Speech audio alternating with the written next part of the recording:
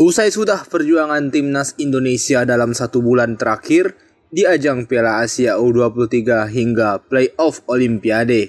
Dalam misi terakhir untuk meraih tiket Olimpiade Paris 2024, Indonesia gagal meraih kemenangan kala menghadapi timnas Guinea U23. Walau pada akhirnya timnas Indonesia belum berhasil untuk meraih tiket ke Olimpiade Paris 2024, namun perjuangan skuad Garuda Muda patut diapresiasi. Dalam perjalanan mereka, mulai dari ajang Piala Asia U23, Garuda Muda mampu melewati babak grup, lolos ke semifinal, hingga berada di titik Indonesia berjarak hanya 1 kemenangan lagi ke Olimpiade Paris 2024. Untuk itu, agar perjalanan mengesankan timnas Indonesia U23 di ajang ini dapat terukir dengan baik di channel ini, kami akan merangkum kembali perjalanan timnas Indonesia U23 dalam misi meraih tiket ke Olimpiade Paris 2024. Namun sebelum itu jangan lupa buat like serta subscribe channel Bung Bil supaya kalian tak ketinggalan berita-berita menarik seputar sepak bola Indonesia dan mancanegara. Datang sebagai debutan turnamen, timnas Indonesia melangkah ke ajang Piala Asia U23 2024 untuk pertama kalinya dalam sejarah. Tim asuhan Shin Tae-yong datang ke turnamen ini dengan status debutan. Sukses itu diukir setelah menjadi yang terbaik di grup K babak kualifikasi Piala Asia U23 2024. Garuda Muda menyingkirkan China Taipei dan Turkmenistan dengan rekor 2 kemenangan dan mencetak 11 gol tanpa kebobolan. Dalam ajang Piala Asia U23 yang digelar pertama kalinya pada 2013 dan telah berjalan selama 5 edisi, Indonesia selalu mentok di babak kualifikasi. Tak pernah sekalipun Garuda Muda berhasil lolos ke ajang benua Asia tersebut. Barulah pada edisi ke-6 di Qatar, Indonesia mampu mencatatkan sejarah tersebut, lolos untuk pertama kalinya ke putaran final Piala Asia U23. Target lolos 8 besar dan optimisme STY. PSSI mematok target kepada pelatih timnas U23, Shin Tae-yong. Erick Thohir selaku ketua umum mengungkapkan bahwa PSSI memberikan target untuk melaju ke babak 8 besar Piala Asia U23. Target ini juga menjadi salah satu penilaian yang bakal menjadi bahan evaluasi bagi STY untuk diperpanjang kontraknya bersama timnas Indonesia. Namun, Coach STY memiliki optimisme terhadap tim U23. STY bahkan berani menargetkan tim ini bisa lolos ke babak semifinal Piala Asia U23, yang artinya timnas Indonesia memiliki peluang untuk lolos ke Olimpiade Paris 2024 mendatang. Optimisme STY sampai mengejutkan banyak pihak, terlebih Indonesia yang dianggap tergabung di grup neraka, serta kekhawatiran akan para pemain Liga Indonesia dan kompetisi luar negeri yang sulit untuk dilepas ke timnas di luar ajang kalender FIFA.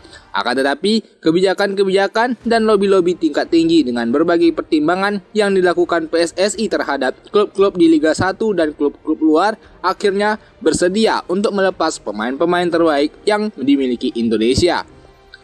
Persiapan di Dubai menghadapi lawan-lawan kuat. Sebelum berlaga di Piala Asia U23 2024, timnas Indonesia melaksanakan pemusatan latihan di Dubai dari tanggal 1 hingga 10 April 2024.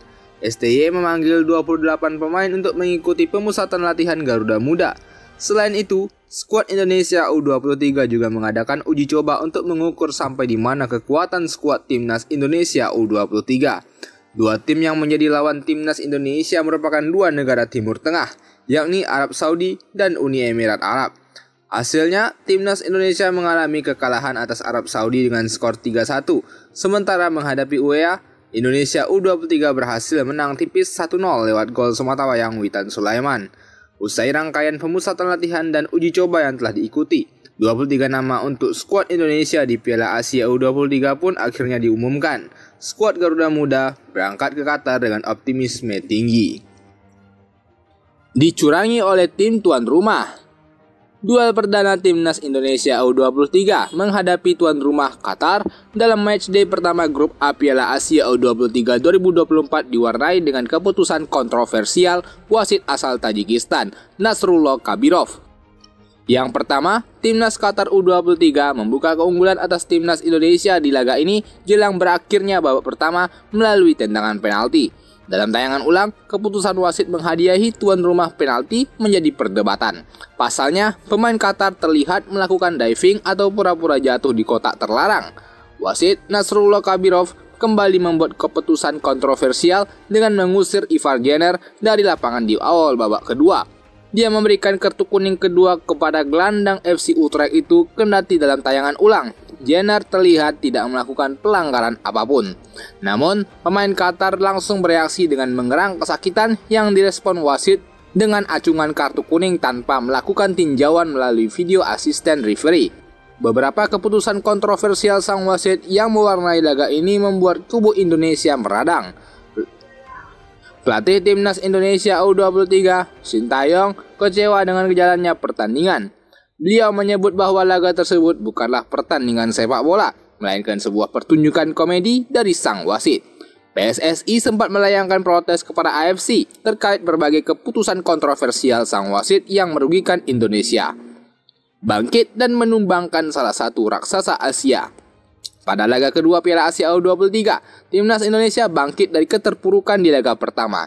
Tim Garuda Muda menang atas salah satu tim kuat di benua Asia, Australia, berkat gol tunggal yang dicetak oleh Komang Teguh pada menit ke-45.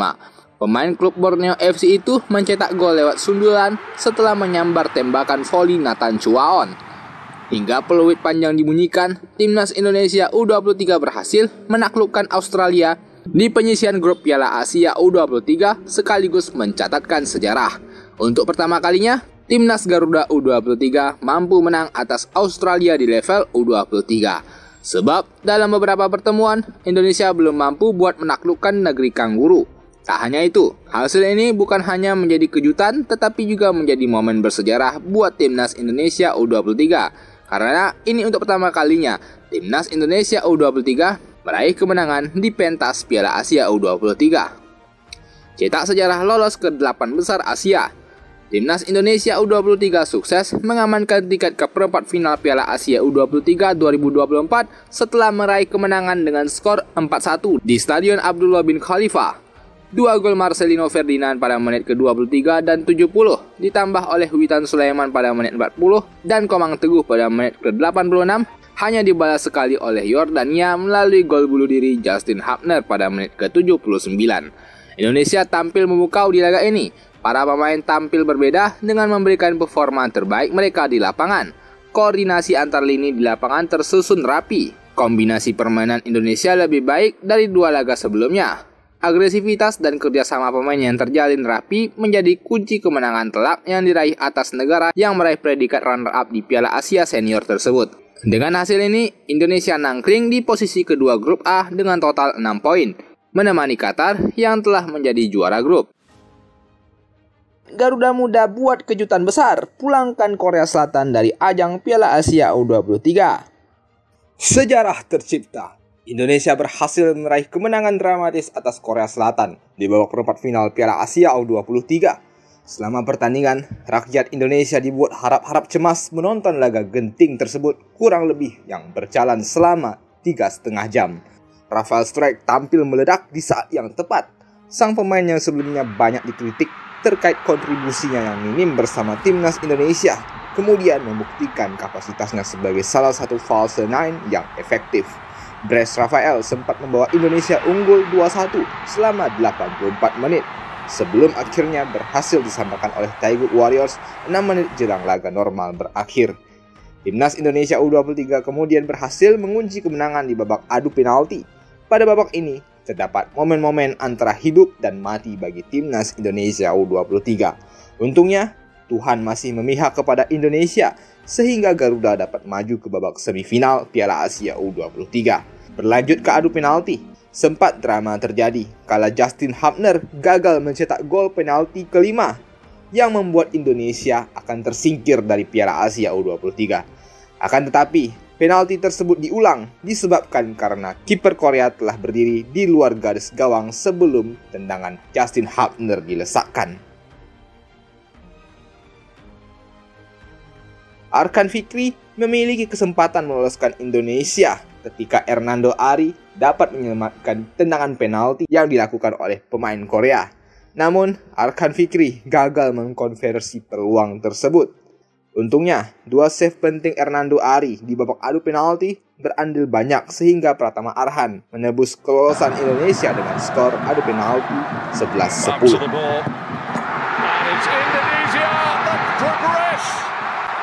Winning on penalties over Korea, the 2020 champions.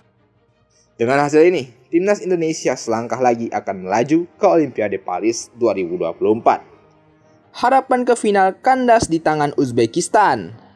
Timnas Indonesia U23 menelan kekalahan di laga semifinal Piala Asia U23 menghadapi Uzbekistan dengan skor 2-0. Pada laga ini terdapat beberapa kontroversi laga yang menjadi sorotan netizen Indonesia terkait kepemimpinan sang wasit yakni Shen Yinhao dan juga wasit ruang VAR yang dipegang oleh wasit asal Thailand, Sivakorn Puudom. Yang pertama, Shen Yinhao dan VAR tak memberikan penalti dan membatalkan free kick kepada Indonesia kalau Witan Sulaiman dilanggar di dekat kotak penalti.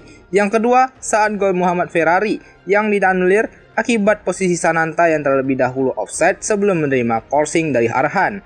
Dan yang ketiga ialah kartu merah kontroversial Rizky Ridho yang membuat sang kapten harus absen dari laga penentuan juara ketiga menghadapi Irak Kamis nanti.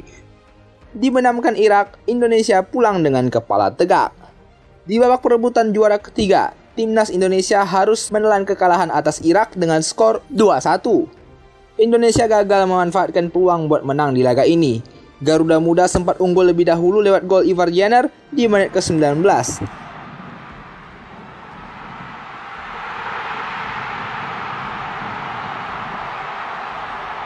Sayangnya, Irak menyamakan kedudukan 10 menit kemudian lewat Zaid Tahsen memanfaatkan ke mulut depan gawang. Laga kemudian bertahan dan berlanjut pada babak extra time. Ali Jasim menghukum kelengahan pertahanan Indonesia lewat golnya di menit ke-96.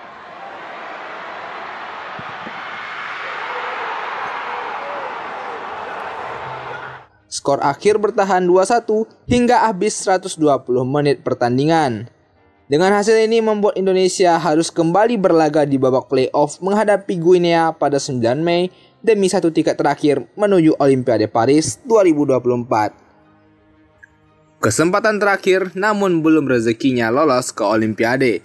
Kekalahan menghadapi Irak di partai perebutan juara ketiga Piala Asia U23 mengharuskan Indonesia untuk berangkat ke Prancis memainkan satu laga terakhir demi tiket lolos ke Olimpiade, yakni babak playoff Olimpiade Zona Asia Afrika menghadapi salah satu wakil Afrika yakni Timnas Guinea U23.